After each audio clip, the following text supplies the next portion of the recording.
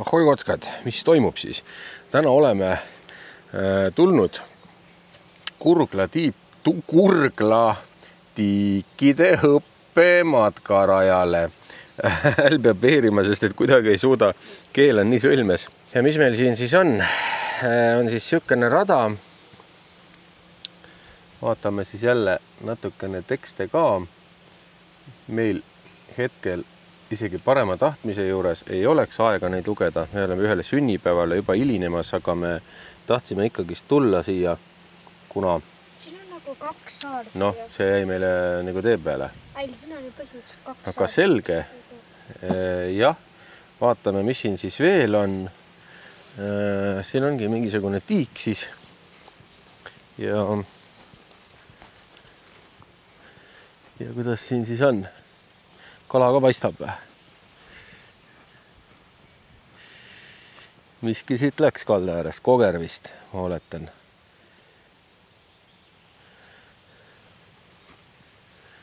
Ja miskid asjad ujuvad väiksed kograd vist. Ja ujumiskoht täitsa ja puha ja... No võt, siuke riiete vahetuskabiin ja välikäimla. Aga noh, see meid nii väga ei huvita. Meid huvitab praegu matkarada. Ja siit teiselt poolt tiiki ongi nagu 2 varianti, kumba pidi tiiru teha. Nüüd tuleme tagasi siis. On siis sükene märk siin.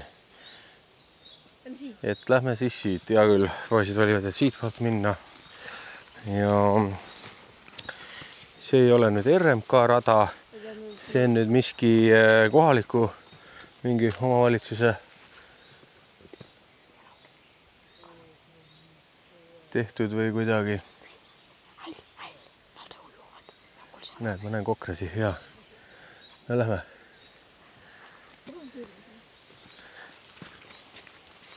Et siin ma näen ka kokrasi, jah. Jah.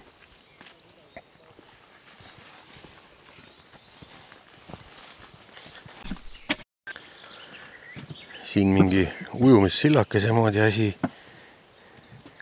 Ja siin nendes kanalites või mis siin on, kaardi pealt nägite, jooksevad siin pikalt, on tõenäoliselt ka mingi kala sees. Mis kala siin elab, ei tea. Aga jah, see oli esimene sükene raja peal. Siin on veel mingi väiksem sillakene, aga see läheb juba üle mingi kraavi moodi asja. Siin on tõenäoliselt kopraaugud olnud.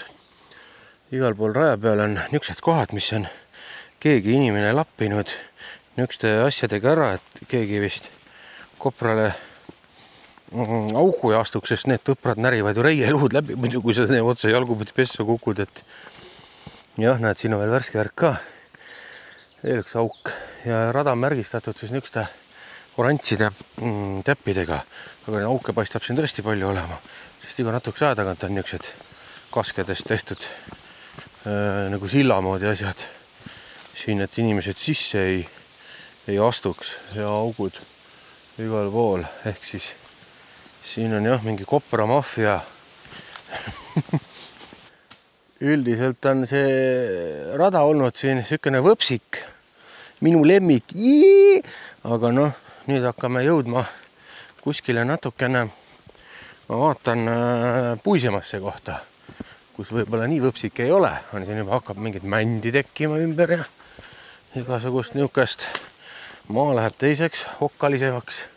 Siin on isegi juba mustikat, ma näen ääres ja mustikavarred ja mis veel. Läheb jah niisuguseks nagu korraks nagu teistsuguseks.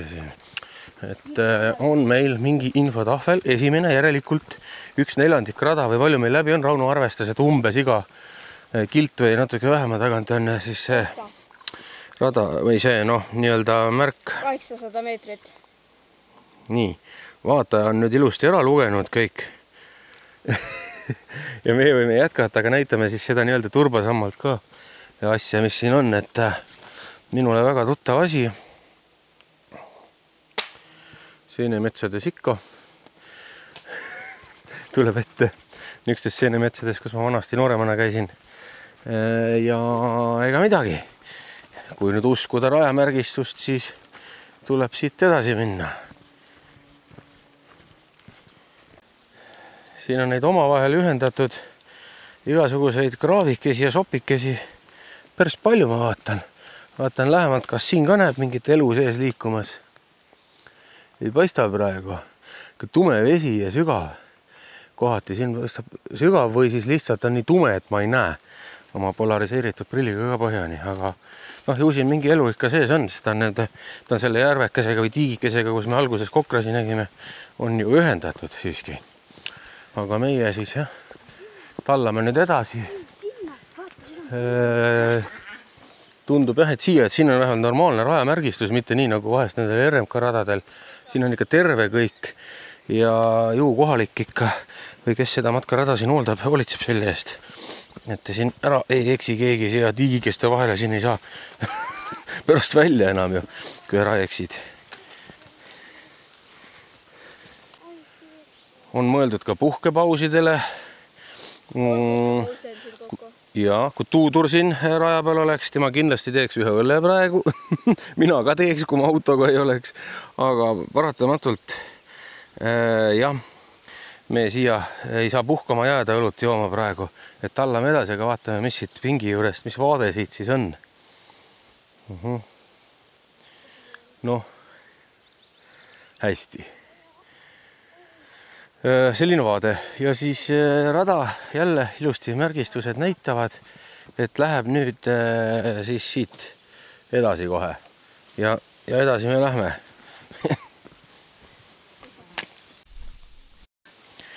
Märjem ala vist hakkab sellepärast, et siin on laudtee, aga mets läheb jälle tagasi võsasemaks. Noh, loogiline ka, madalam, soisem ala. Ja vaatame, kas siin ka siis midagi põnevat teile näidata on. Ja sellega jalutame edasi ja otsime huviobjekte.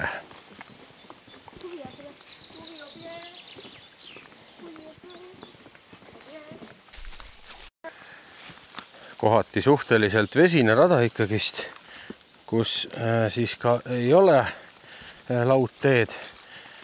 Näha ka siin sõnajalgu kõrval, kellele meeldib ka niisugune hämar on metsaalune ja niiske. Ja hästi palju käib igasugust kõrrelist, näete, kogu aeg vasta jalgu. Seega me iga natsi aja tagant vaatame pükste peale. Rauno korjas juba ühe puugi püksi pealt, mis on äärmiselt hea tulemus, arvestades, et nühid kogu aeg vasta igasugust taimestikku, siis ma oleks oletanud, et juba neid on rohkem. Järelikult ei ole väga puugirikas piirkond või on keegi ennem siit just käinud ja need meil enamus püksi peal ära korjanud siit. Ja nii kui niisugusesse hõpsikusse märgalasse jõudsime, on kohe ka meeletult sääski. Tõmbasin kohe ka putsi pähe, ronivad igale poole kallale. Ja silt on siin ka, mille kohta ei tea veel. Kiiresti vaatame. Harilik haab. Hästi. Ja edasi me tallame. Siia ei saa pikalt seisma jääda. Et kui juba enne tundus, et sääski polegi väga, siin üle laudtee, siis siin mingis metsalõigus hakkas järsku hull sääsekari pihta, et noh, see ongi, näed, isegi metsatüüp võib-olla mõjutab palju sääski on, sest ennem seal loikude ääres ju oleks võinud samamoodi sääski olla. Paljunemiseks ju tingimused on olemas, neil on seal ju hea mulistada ja kurameerida seal loikudes. Aga näed, ei olnud neid seal nii palju. On hoopis siin, kus noh, mingi teistmoodi mets on märjem ja siukene pimedam ja vot. Ja on järgmine infotahvel, Raunol on väike segadus, et siin ei tohiks olla või siis arvestas, et lähme teistpidi ringile hoopis. Aga okei, siin on selline asi, soovõhk. Nii. Ja meil on see aasta üldse, meil ei ole matkarajad, meil on jooksurajad. Need on need jah, mis pildi peal olid. Ehk siis jookseme edasi, need hakkavad õitsema ka, need hakkavad õitsema. Jah, õitsema hakkavad.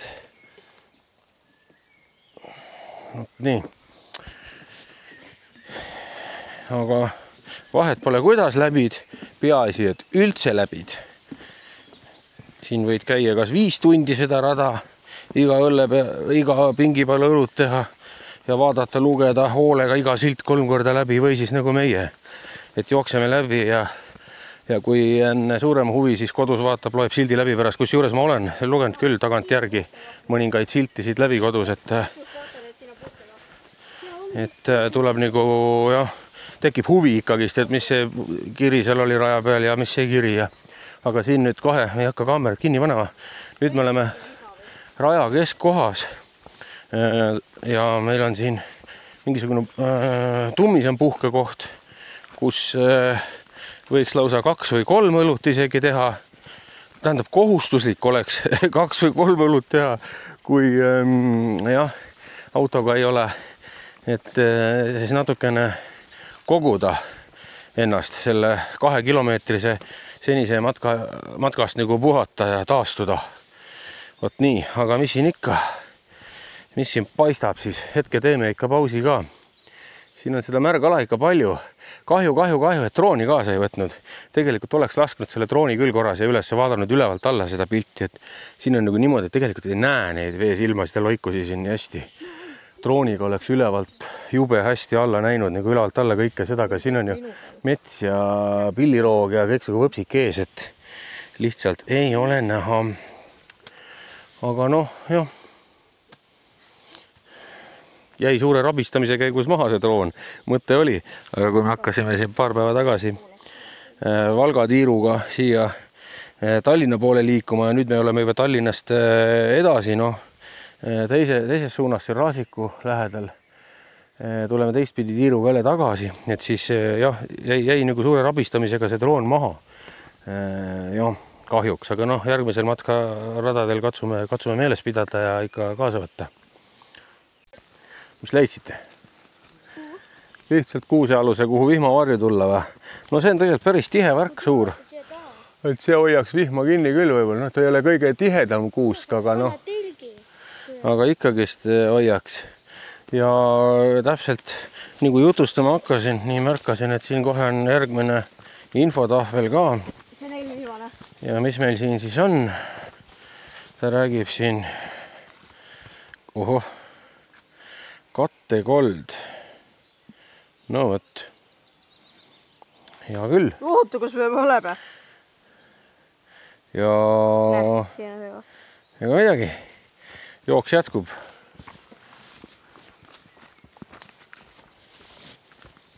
Nii. Selline asi. Nüüd me kõnnime. Rauno astus just koerajunni sisse, mis oli täpselt raja peale jäetud või oli see kellegi teise loomajunn, ei tea, aga siin on nüüd see, ma vaatasin netist ka, et siin on jah mingisuguste vabatahtlikega või kellega siin oli see, et algupäevade korras tehtud rada nagu korda. Et ja siin on nüüd mingisugune jah, loomade söögiputka või Rauno ei saa tassuga minna, siin on nagu vesine. Ma näen ise saab, aga ma vaatan, sina tee kakist puhtaks. Siin on mingi jah, seda maja, siin on kirjas ka. Võt nii. Ja siis paneme edasi. Ja küll läme. Ja eelviimane silt või viimane, Rauno? Eelviimane vist. Kobras, vana tõbras. Vaat need ongi need siin, kes siin märatsevad. Ja. Neid auke ja asju ja siin on kohe näha ka. Mis ta siin teinud on siis? Kase ümber ajanud. See oli viimane. Aga Rauno räägib, et see oli viimane punkt. Ma ei tea, jalutame veel edasi. Äkki on tee peal ikkagist ongi maasikas. Aga jah, et äkki on tee peal ikka veel midagi veel vaadata. Aga kui vaata meil maasika või siin on juba maasikaid, siis meil peaks metsa all ju palju olema, poisid. Homme sõidame tagasi ju koju ja vaatame oma metsa alla. Meil oli seal hästi palju ka maasika neid lehti ja asju ja värki ja need juba õitsesid ka ja võib-olla mõne koha peal, kus päikest juba rohkem peale paistab, on siis ka mõni valmis ja seened ka. Et kui me siin üks päev Kairitiga juba käisime, siis me mingid esimesed leidsime, aga tuleks uuesti minna varsti kolama siis peale jaanipäeva.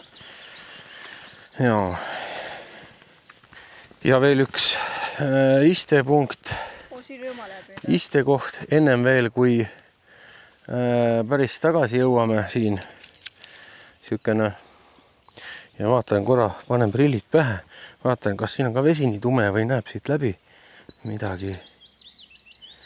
Läbi veeõnnalt näeb, aga see on ikka sükene turbane vesi, tume, et kala ei näe praegu. Aga tallame siis ja ehk õnnestub veel midagi huvitavat näidata. Ja veel üks koht, kus on istepink ja siin saab sisse mulistama minna, et see tume vesi on kindlasti väga soe siin päiksega juba, aga ma hakkasin kummardama vaegu. Mina hakkan Painutama ennast ja katsuma, Rauno katsub, ütleb. Ei ole soe või? Noh, sulle pole niikuinii miski soe. Temale ei saa kunagi. Meie ei Eestis vesi nii soojaks ei lähegi, mis Raunole nagu mugav oleks, et noh. Nii, nüüd 300 metragi jõuame sinna risti.